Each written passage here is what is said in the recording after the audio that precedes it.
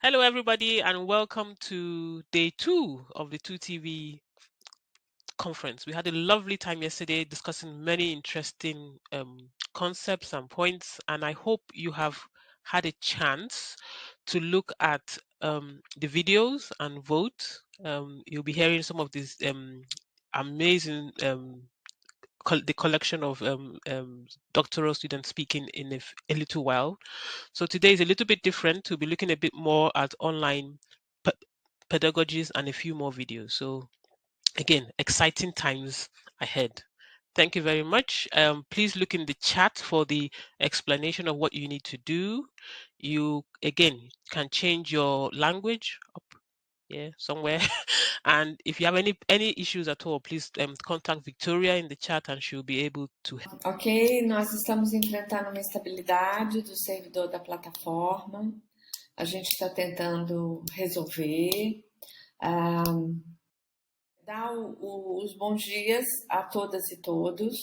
A primeira sessão e a sessão de amanhã, ela foi pensada dentro do projeto como um espaço de escuta de teses que estão em final de redação ou recém-defendidas.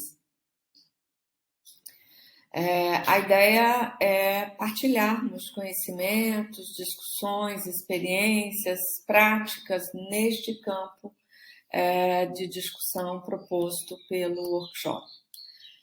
Isso posto,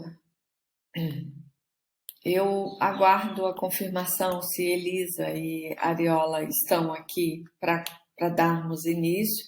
Eu só vou dar as explicações iniciais. Nós pedimos que as pessoas entrassem no site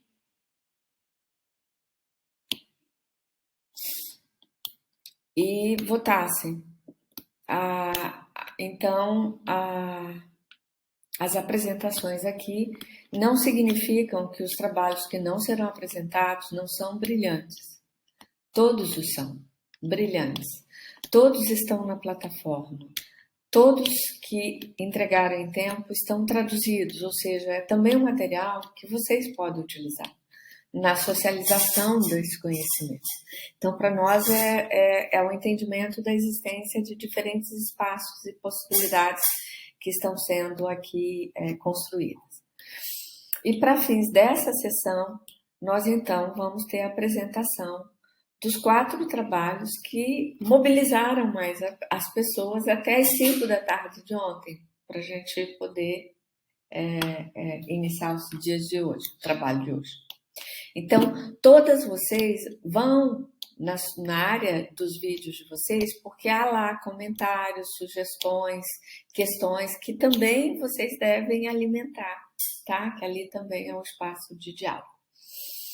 É com muito prazer, com muita honra, que eu vou convidar a primeira apresentação.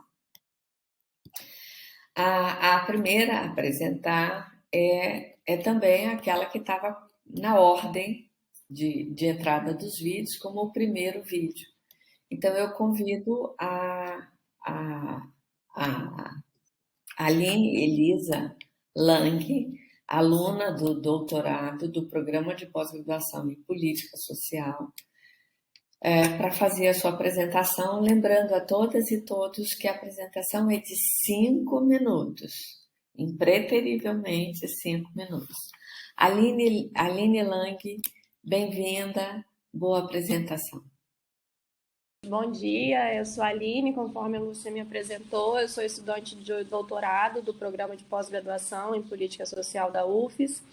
E o trabalho que eu vou apresentar, ele é fruto das pesquisas iniciais que eu tenho realizado para o desenvolvimento da minha tese, sob a orientação da professora Maria Lúcia. Eu vou tratar da primeira infância na agenda mundial, os impactos sobre a realidade desse público. Inicialmente, é importante a gente destacar da onde a gente parte, né, de que contexto a gente está falando.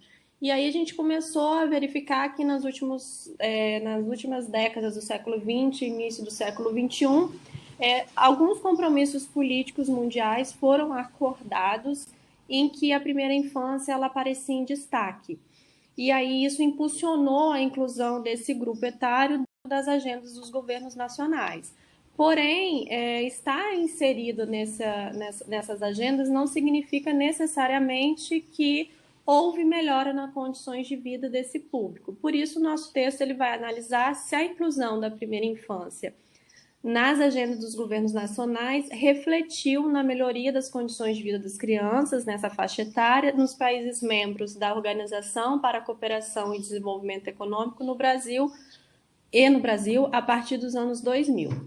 Como metodologia, a gente utilizou dados secundários de acesso públicos a partir dos anos 2000 disponível nos bancos de dados da OCDE. E aí a gente vai trabalhar nesse texto especificamente com 2 indicadores, o de mortalidade e o de pobreza infantil. Como resultados iniciais, o que a gente verificou?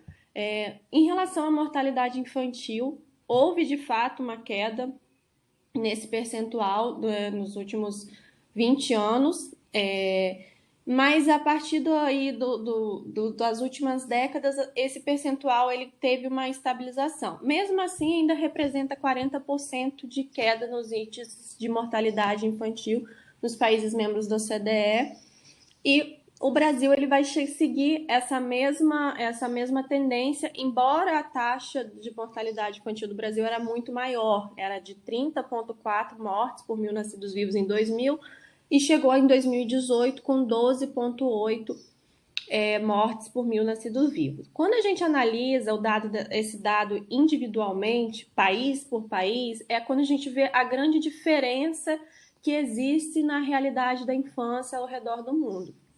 A gente vai ter países com essa taxa acima de 10 por mil nascidos vivos, enquanto a gente tem países que essa taxa ela é menor do que 5 por mil nascidos vivos.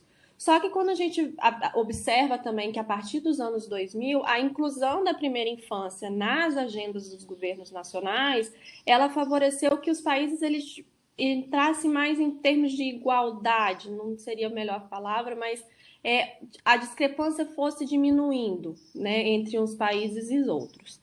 E aí o que a gente vai ver? Que os fatores socioeconômicos eles vêm cumprindo um papel fundamental na gênese da mortalidade nos países em desenvolvimento, onde ainda a gente vai ter uma prevalência da alta mortalidade nesses países e principalmente por causas evitáveis. Então, é um dado que chama muita atenção. Quando a gente vai para o indicador de pobreza, a gente também vai ver que essas condições socioeconômicas das famílias elas vão estar influenciando diretamente nesse indicador e aí nas condições de vida dessas crianças. De modo geral, a média dos países da OCDE é de 12,8 crianças vivendo em situação de pobreza relativa. Só que da mesma forma que a mortalidade infantil, quando a gente analisa o dado individualmente por país, a gente vai ver uma grande distância, onde a gente vai ter países como Chile, Israel e Turquia, que essa taxa é superior a 20% de crianças vivendo em situação de pobreza. Em contrapartida, a gente tem países como Dinamarca e Finlândia, que essa taxa gira em torno de 4%. Então, a gente vê uma diferença muito grande aí entre as condições socioeconômicas dos países. E aí a gente vai ver, a partir de 2008, que embora a gente tenha nessa série histórica verificada melhora nesses índices de pobreza infantil, a partir de 2008 a gente vai ver um retorno, ainda que pequeno, mas esse índice voltando a crescer em algumas regiões, em alguns países. E aí a gente relaciona muito esse dado com a crise financeira que teve início nesse mesmo ano, que vai desencadear aí uma série de problemas decorrentes da economia, geram alguns problemas sociais também. E aí, para concluir, né, só algumas indicações, a gente pode dizer que a inclusão da primeira infância nas agendas dos governos nacionais permitiu que muitas crianças ao redor do mundo tivessem acesso a direitos sociais básicos, que, embora já fossem garantidos em lei, não fazia parte da realidade de muitas delas. Porém, ainda que haja essa melhora nas condições de vida, os dados analisados revelam uma grande discrepância entre os países. E a partir dessa diferença, a gente não pode deixar de destacar que a existência de uma realidade tão distinta está relacionada com o modo de produção capitalista, que vai transferir para a família e para as comunidades os cuidados com a infância, deslocando assim as políticas do níveis universais, públicas, para o plano de políticas compensatórias e focalizadas. É isso, obrigada. Just to be clear, I didn't vote in any video. Exatamente, por evitar conflitos de interesse. Parabéns, Aline. E a Aline tem instigado todo esse debate em torno da mortalidade infantil. Passo à professora Ariola para introduzir a próxima apresentação. Sorry for the technical difficulties I've had. Yeah, thank you so much, Aline. That is very interesting to hear your work, and also please look at her video. Amazing, because she has the PowerPoint slides and everything there as well. So the next presenter is from the UK. So we're very happy to have Jodie. She's a second year PhD student, and her work is focused on neurodiversity, especially the vulnerability of students who have neurodiverse challenges and studying at higher education, specifically during COVID. So I'm going to introduce Jodie Enderby. Please, Jodie, take the floor. Thank you. So hi everyone, yeah, I'm Jodie, and as Ariola said, I'm in GLE at Coventry University, and I'm a second year doing my PhD. So far what I have done for the project and what I am looking at is I've been looking at students with disabilities and neurodivergences and exactly how the COVID-19 pandemic has affected them and what ways have they adapted, how have universities adapted for them and stuff like that. And so at the minute I've conducted interviews and I've done 21 of them with a very wide variety of students.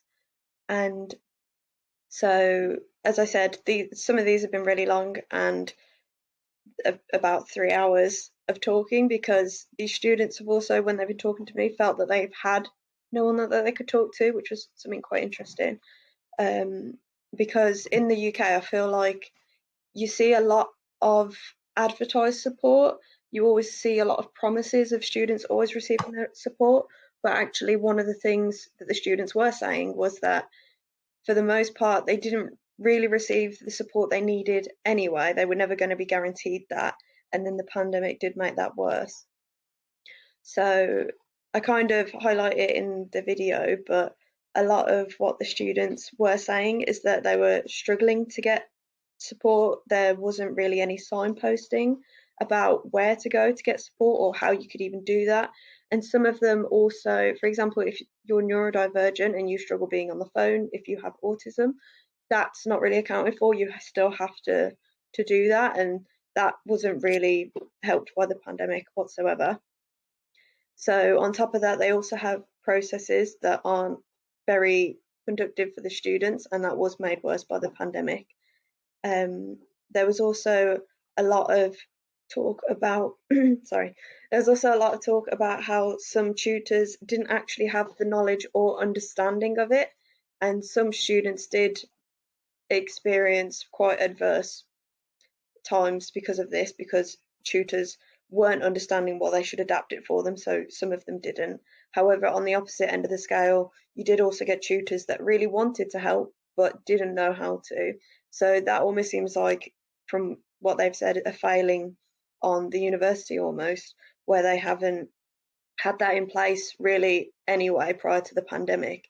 And there is actually a lot of stuff out there by our own governmenting body of Office for Students that actually says that they were always kind of doing the bare minimum that they legally had to do, and that did come forward with the students.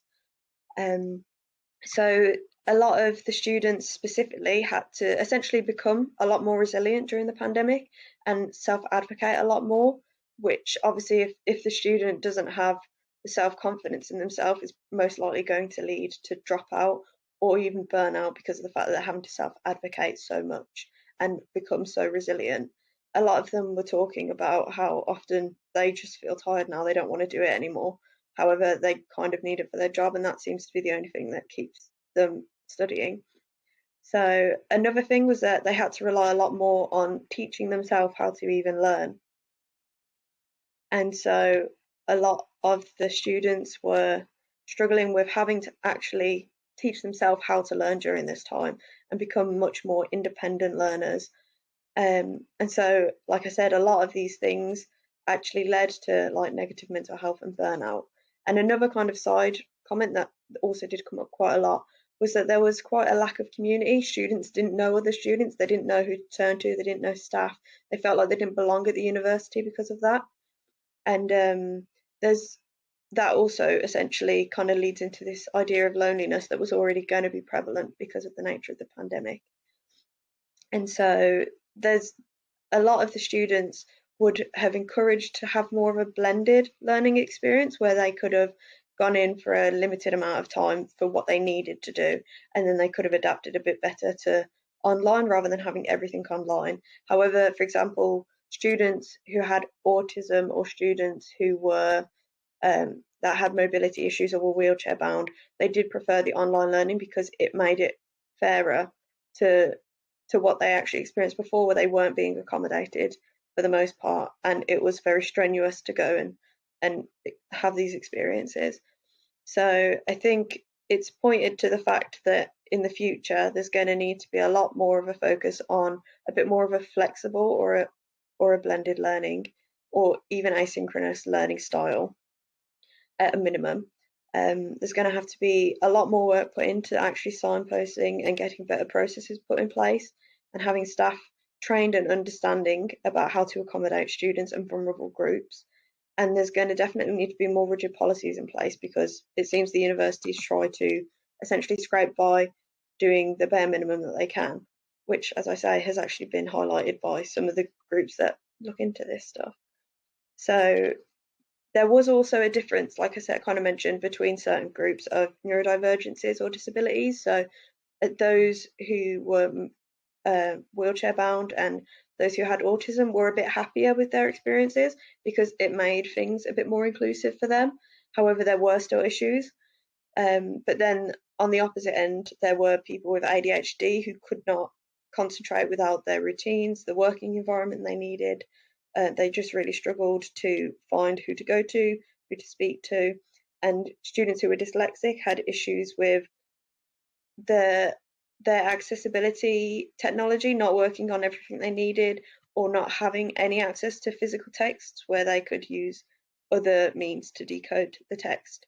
So that was also a struggle for actual different neurodivergences as well, which was interesting to see. I'm not sure if I'm in my time or not, but that's essentially what I've looked at so far. And then kind of just to summarize what I'm doing next, I'm actually piloting at the minute a kind of survey version based on these interviews to kind of further inform like a theory based around it, because I am using constructivist grounded theory approach. So I'm going to kind of inform a theory a bit more about these learning styles and how that can be better, how students can be better included going forward, really, and how this all links together to actually affect these students and give them a better education going forward. So yeah, I think I'm at the end of my time, but thank you. Maravilhoso, muito obrigada, Jody, por essa importante apresentação. E é muito importante olhar nos grupos desses alunos que têm deficiência. No chat você pode ver alguns comentários aqui que as pessoas estão fazendo sobre a sua apresentação, comparando o que você disse com o que existe aqui no Brasil. Muito obrigada. Questions later, and I'll hand over to Lucia, who would introduce the next speaker. Thank you. Okay, now we have Professor Elisa, who is going to introduce the next presentations. Okay, Elisa, the floor is yours. Bom dia a todas e todos que estão aqui participando conosco. Muito interessante ouvir as pesquisas em desenvolvimento de Aline e de Jody, e veja-se que tem muitos muitas questões que são pertinentes e que estão hoje sendo discutidas no programa de pós-graduação em educação, que eu acredito que seria muito bom firmar mais ainda esses debates, para trocar essas experiências. No nosso programa, nós temos um grupo muito consolidado, de muitos anos, que discute educação especial. Acho que seria muito bom, Jô, de estar dialogando com o nosso grupo e com a Aline também. Tá, Aline? Gostei muito da sua pesquisa e tenho aqui doutorandos que estão discutindo aí a inclusão da infância nos documentos da OCDE, com foco no campo da educação. Seria um bom diálogo. Bom, e agora a gente vai ouvir a pesquisa desenvolvida por duas alunas nossas do doutorado do PPGE, do Programa de Pós-Graduação em Educação, duas queridas alunas, orientandas de uma professora, Edna Castro Oliveira, a quem eu admiro muito, pelo trabalho de inserção, de inclusão social de longa data, né, de um compromisso político, ético-político, que é reconhecido não só no nosso estado, mas em nível nacional. E a Dalva Mendes, é uma aluna, uma doutora, acho que a Dalva já concluiu o doutorado. Ela... Não, né? Então tá eu que estou perdida aqui com as datas. Então, a Dalva é nossa doutoranda, que é vinculada ao MST, ao Movimento Sem Terra, e já tem uma atuação muito comprometida com o movimento. E Maria Giovana, que é nossa doutoranda também, que faz uma discussão muito relevante a respeito dos movimentos sociais no Espírito Santo. Então, eu passo a palavra para que elas possam apresentar a sua pesquisa. Acho que Dalva Mendes vai falar primeiro, ok? Paulo Freire has taught us that it is necessary to dream. It is necessary to see the beauties of life. It is necessary to go to other people's place. And that way we can see the possibility of together we can change, modify, or transform our surroundings. This is what beautiful in Paulo Freire, caring, bringing to inside the relationship with the other. So together, and only together, we will be transformed and transform. Lúbia Viana. Like that, I will pass the floor to Maria Giovana so she can continue the presentation of the work and the subjects. Okay, I'm going to save the presentations. I just want to thank Professor Elisa for the love and for the respect for our work, the work that we are developing in the education of youth and adults. My friend Dalva and myself, we are part of the post-graduation studies of the University of Espírito Santo. We are in the PhD yet, and we are participating in the special group of youth and adults in the field education, in the city education study. It's a pleasure to be in the collective and risking ourselves in those platforms that surprises us at all times.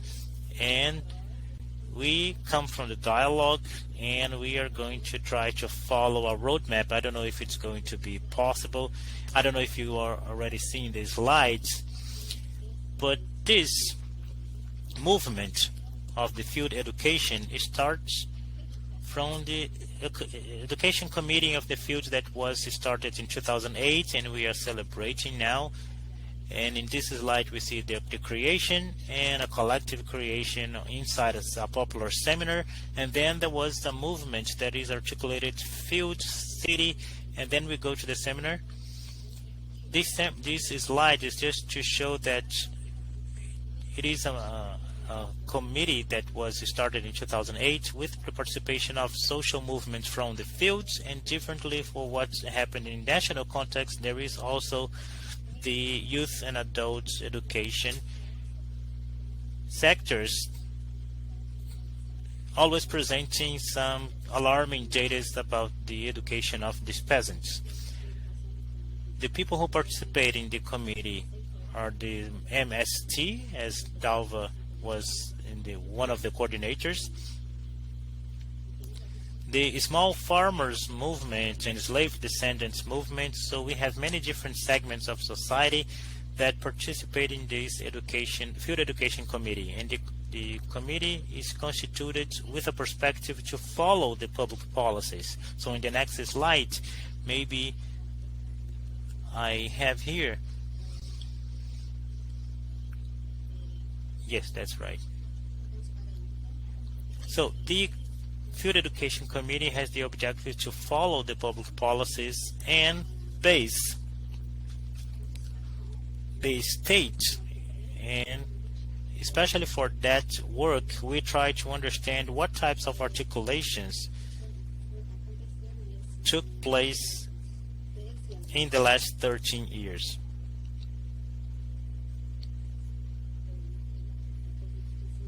Especially after the pandemics of COVID-19. In the next slide, we bring the objective, that is to understand the role of the committee as an instrument of articulation of the field education movement in the relationship with the state.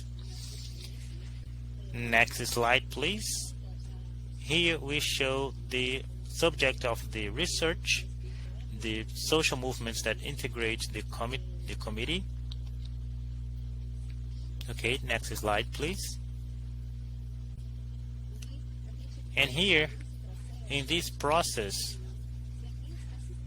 we risk systematize the experience as a methodology of popular research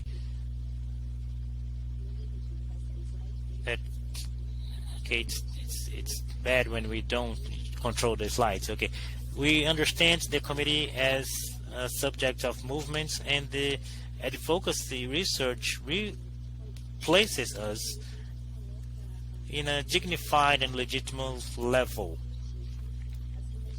The socially engaged investigations and politically positioned.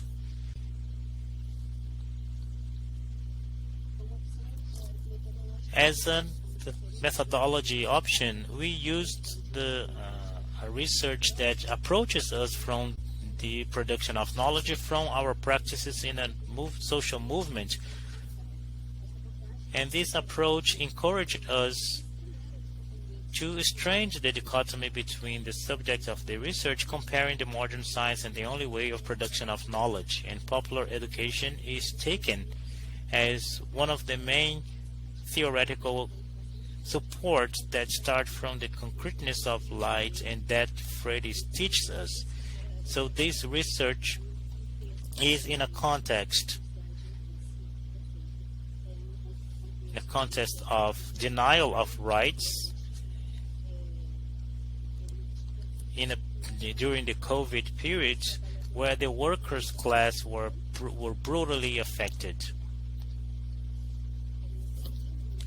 I'm a little bit lost in the slides here, so I'm trying to speak fast here.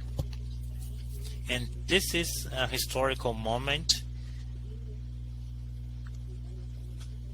I'm trying to calm myself because I'm totally lost here.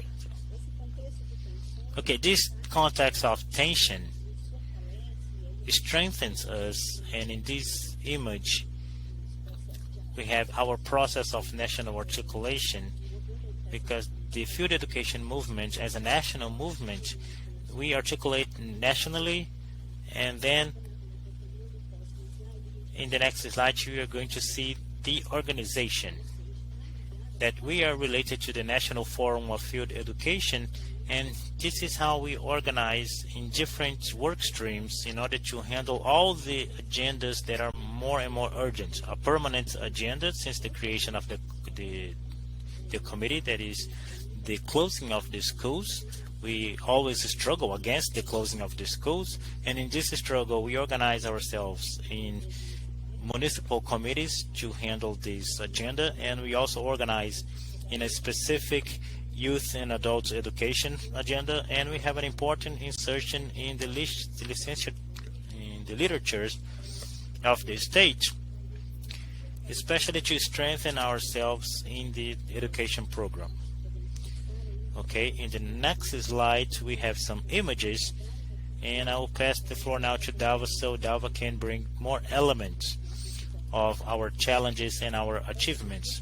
I apologize because I was a little bit lost with the slides here. I only had a little time to speak, but I will be available for the dialogues later. Dalva, the floor is yours. And in this process of constitution, of movement, of struggles, of the social movements that I am part of,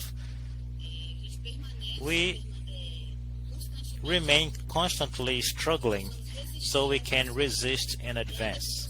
In this struggling process, we built many different documents, among them some of the notes that highlights this strength, this power, and this articulation of the social movement in the perspective of potentializing the field education. And in this slide, we are highlighting the alternance pedagogy that in a certain chunk says that we do not admit that the alternance pedagogy is distorted and appropriated by the logics of distance learning or remote teaching in pandemic times, replacing the educational practice developed by the field schools. So this is something that the committee wrote, combating this distortion of the alternance pedagogy or for the distance learning. Another thing that we wrote that is very important that the committee wrote, highlighting the historical exclusion in this pandemic context, that we need to go through this period. Okay, I cannot read this slide here. So we need to go through this period revising concepts and practices, re-signifying our way of life, and above all, taking care of the poor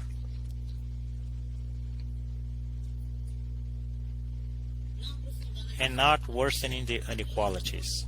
So this is another note that we felt, especially regarding the access to technology, how much these people were denied access, and some strategies that the committee tried to make these people have access to this type of education or this education process even in the pandemics. And then in the next images we can see how the committee is working in many different fights and resistance signals that against the closing of schools. That this is a constant struggle of the committee in the state of Espírito Santo and all over the country. Unfortunately, this reality in Brazil is very sad because hundreds of schools are being closed every day, both in the state and in the country. And this image portrays a little bit of the struggle of the committee in the field education in the state of Espírito Santo. We have coordination where the committee comprises this group of militants that work with the movement, because it communicates with the subjects and the university, basing all the demands of the social movements inside the licensure.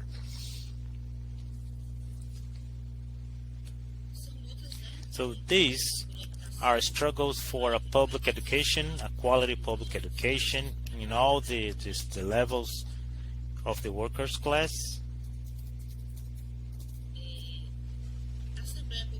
The Popular Assembly was very important for us, especially during the pandemic. It's where we started the education stream for the right of the education. So the Field Education Committee felt the need to articulate the field and the city and to constitute that work stream so we can strengthen this struggle during the pandemic And then we developed a few of the actions of the Popular Assembly, where we discussed many different themes so the people involved could have instruments, graduation, and awareness of the moments that we were living and what would be our role facing this context. And in this process, there was a very important articulation. There was the mobilization during the pandemic of the Field Education Committee, people in front of the education's office. And in this assembly, we wrote a letter where we highlighted the structure in which the schools were at the time without conditions to operate well. Many different schools with poor conditions, poor infrastructure that didn't meet the demands of the current legislation so the children could return to school. Another aspect that was defended was the return to the schools only with vaccine for everyone. That was the main defense of the people who built that letter, the social movements who wrote that letter. These are social movements from the field and from the city. This is also an action of the committee with the MST, not only in this meeting, but in many different meetings. The committee makes this articulation, participating with the members of the committee, participating with all the education processes of the social movement, contributing to these processes. I'm sorry, Dalva, just conclude because of the time here. Okay, I have less than 1 minute. And then, okay, go straight to the images, because the other actions that I have to mention is the articulation of the committee with the state that aims at being heard, a table of articulation with the state, because unfortunately not always we are heard. So we had this necessity to articulate with this table involving chief of staff, the municipal secretary, and the manager of the field education, so we could advance. That's it.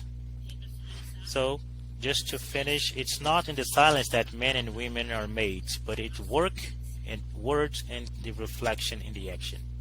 I'm sorry to advance a little bit. Obrigada, então, obrigada, Dalva. Agora nós vamos ouvir o trabalho da Thalita Valadares.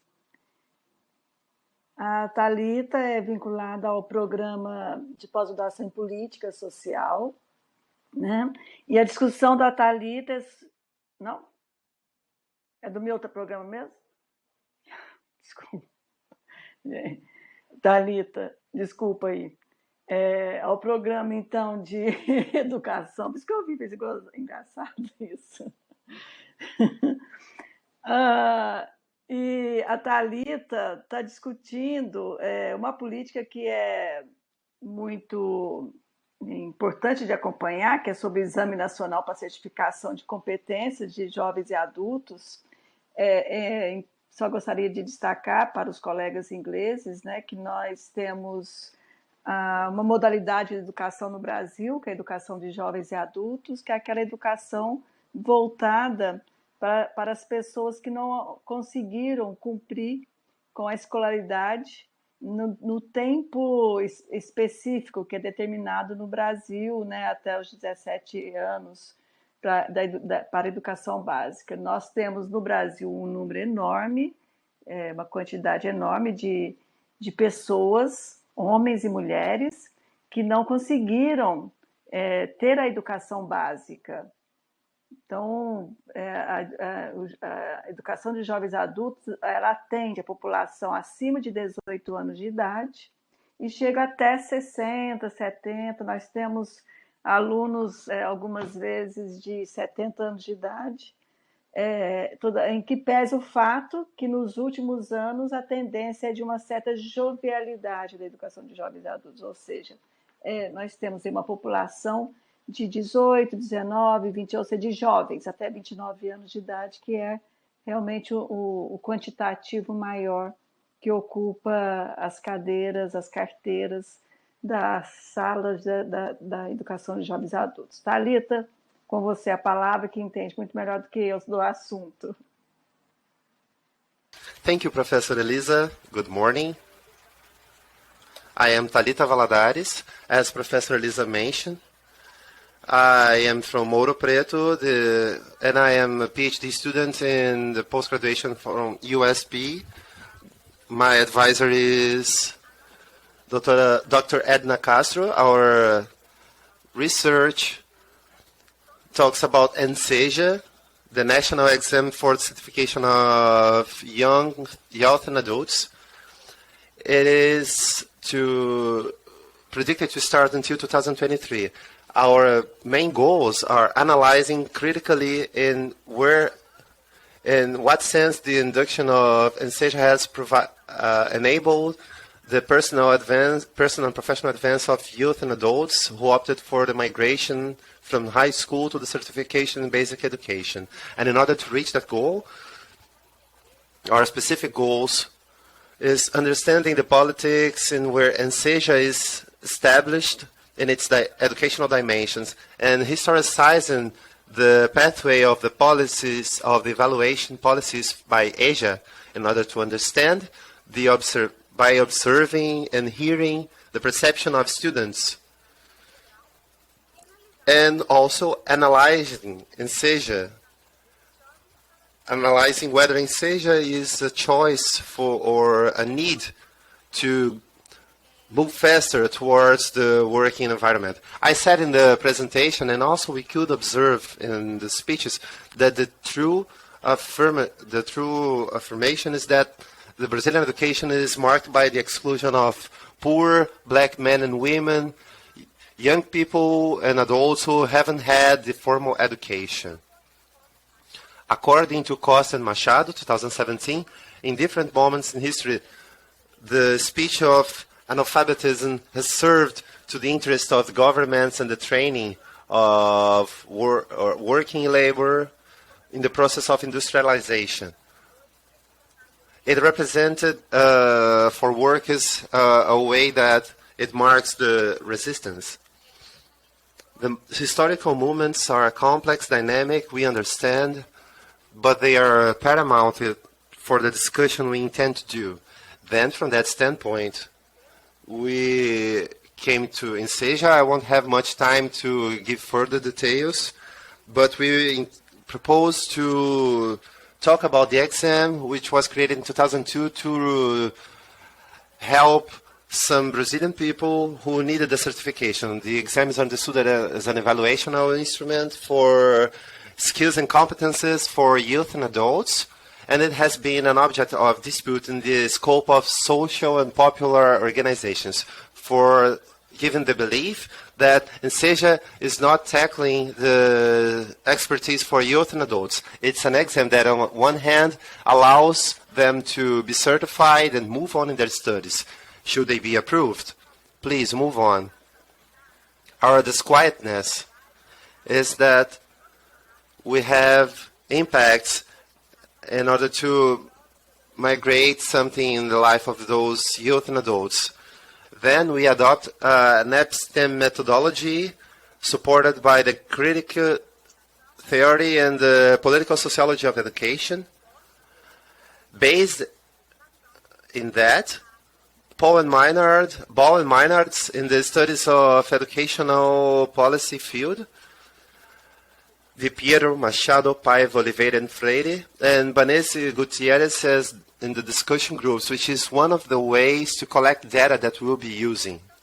So, we intend to investigate youth and adults in NSEJA at Ouro Preto municipality, who between 2017 and 2019 migrated to the basic education for the certification in high school. This was the first year, 2017, that the certification by NSEJA was provided.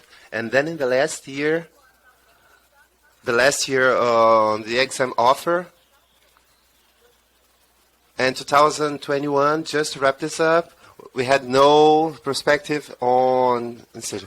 We would like to question and try to find out among those youth who will participate. The discussion group is defined in 16 moments dedicating 2 moments in each community where we have high schools inserted.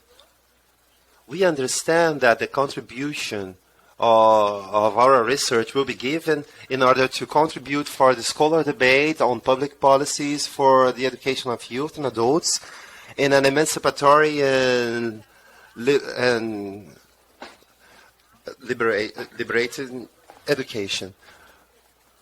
By this means, we would like to contribute and subsidize the propositions of public policies for the education of youth and adults, as well as evaluating the certification policy.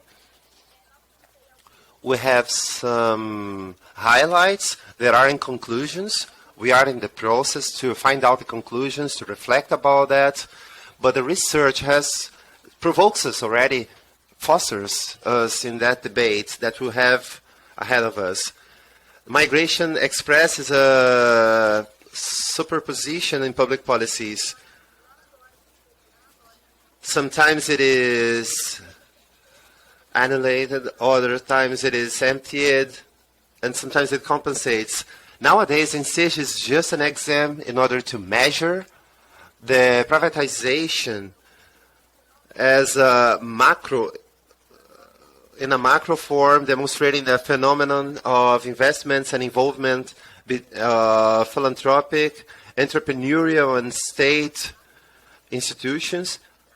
And here, we also bring that to here. The state diminishes its investments in education at the same extent that it offers the intermediate on the third way, the application of educational resources in other sectors that prioritize market, and INSEJ is seen as something with a rather methodological, commercial methodology. Here I would like to thank you for the opportunity to present our research. I think I wrapped this up in time. Hello. Yes, thank you for the floor.